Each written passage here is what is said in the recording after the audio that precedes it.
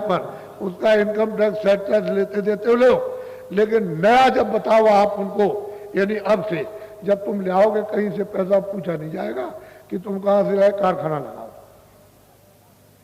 ये छोटा बड़ा कारखाना 1 साल में मतलब 1.25 साल के अंदर लगा दो और इनकम टैक्स सेट टैक्स नहीं लिया जाएगा, पूछा नहीं जाएगा, उस पर लिया भी नहीं जाएगा।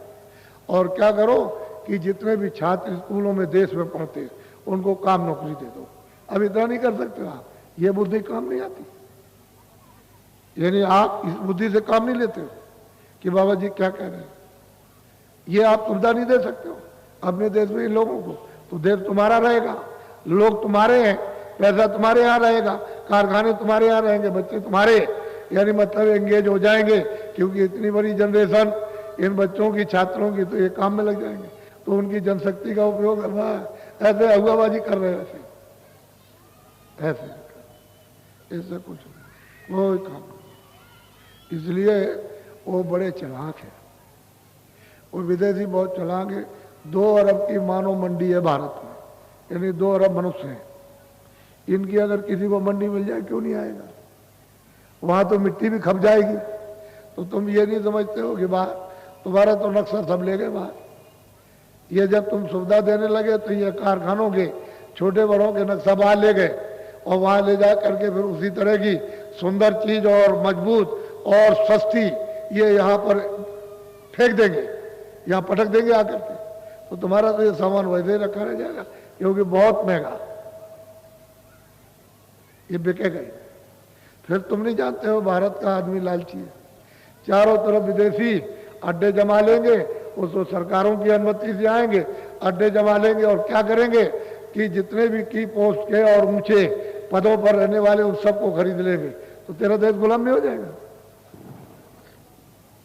तुमको ये नहीं अधिकार है सोचने का, जब प्रजातंत्र दिया तुमको एक सोचने का अधिकार, तो तुम उसका कोई रास्ता नहीं निकाल सकते हो।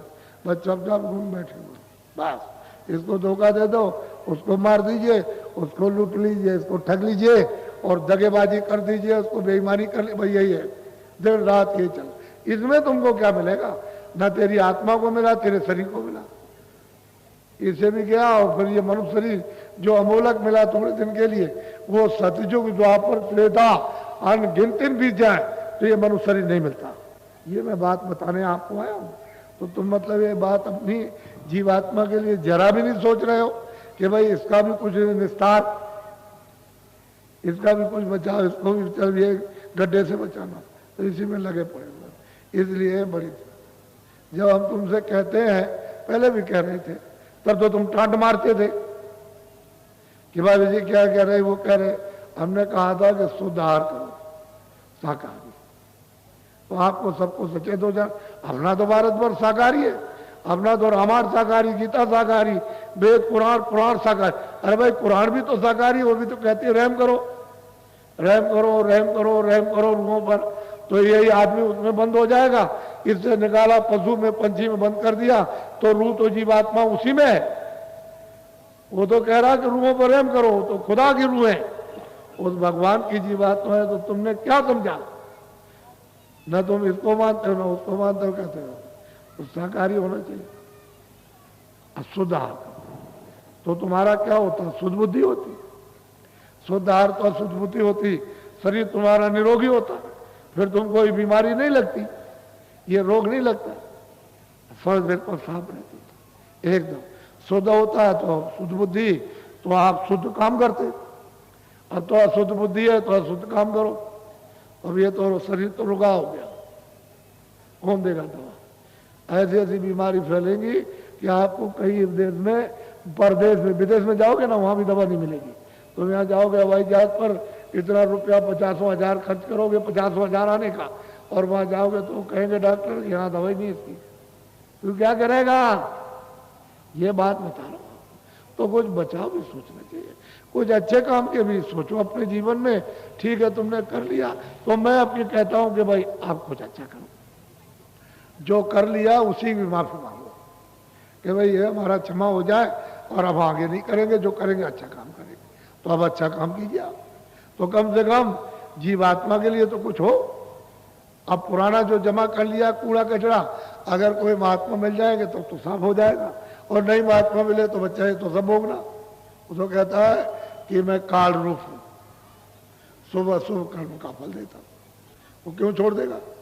उसका तो देश कर्मों पर ही बना, उसने तो पाप पुण्य का अधिकार आपको दे दिया और इसी पर वो यहाँ टिका हुआ। और जब पापी पुण्य खत्म हो जाएगा तो फिर देश कैसे चलेगा? तो सजा देगा, फिर आप कैसे करो? तो इसलिए सब बातों को सोचो। और बीड़ी तम्बाकू हुक्का आप पी सकते हो, मैंने तो कभी पिया नहीं, मुझे तो उसका स्वाद मालूम नहीं कैसा होता। आप पी सकते हो, लेकिन जो हमारे बच्चे यानी जो 18-20 साल के हो गए, जिन्होंने अभी तक कभी बीड़ी, कभी हुक्का और कभी मतलब ये कि ये नहीं पिया, वो आप लोग कभी मत पीना। ये जो पीते हैं उनको पी लेने दो, बाकी ऐसा कोई नशा मत करो। हिंदू मुसलमान, छोटे और बड़े मनुष्यों, इंसानों की जो तुम्हारी बुद्धि पागल हो जाए बताओ। तुम सरेआम अपने धर्म को काट रहे हो, सरेआम धर्म पर यानी पैर रख करके उसको रोंद रहे हो, ये काम ठीक नहीं। अपने धर्म को तो जो आदमी जो अपने धर्म पर चलता, मानव धर्म पर, तो मानव धर्म में है क्या? दया, सत्यता है, सेवा है, आदर है, सदाचार है, एक दूसरे के काम, मोहब्बत और प्यार करो। ये मानव का अमोलक, ये मनुष्य धर्म है, ये मनुष्य के मतलब है कि गुण है। तो आपने इसका सबका विसर्जन कर दिया, आप कह रहे हैं कुछ।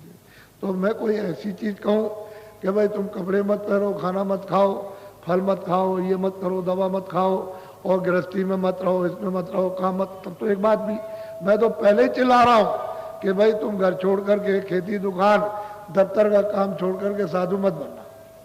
भगवान मिलेगा, आत्म कल्याण होगा, ये मनुष्य मंदिर है, इसी में 24 घंटे भगवान बोलता है, उसकी आवाज 24 घंटे खुदा की आ रही है।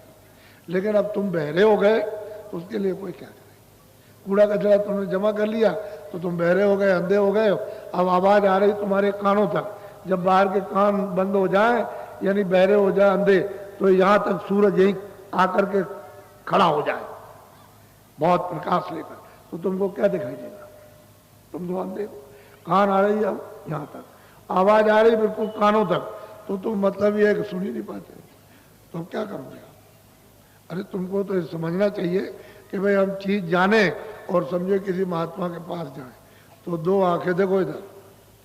अब तुम इतने बड़े विद्वान हो, ये इंदौर नगरी है, मैं आपको सबको विद्वान समझता हूं, मैं आपको पागल नहीं समझता। लेकिन अब यह है कि विद्वान होकर के भी तुम जानबूझ के पागल रहो। तुम कोई क्या पागल के काम करो तो पागल ही हो, लेकिन विद्वान का काम करना चाहिए। देखो ये शरीर है, ये पंचभौतिक है, ये जीवात्मा जिसको रूह कहते हैं, सोल कहते हैं, इसको जिसको सूरत कहते हैं, ये दोनों आंखों के बीचों बीच यहां बैठी है। इस दरमियान मेरी तरफ देखो, यहां बैठी है, ये मध्य भाग में बैठी है दरमियान में। इधर देखिए, उसी जीवात्मा में एक आंख है और शरीर में दो आंख, कितनी आंख हुई? 3 आंख हो गई। समझ लोगे तो जल्दी आ जाएगा।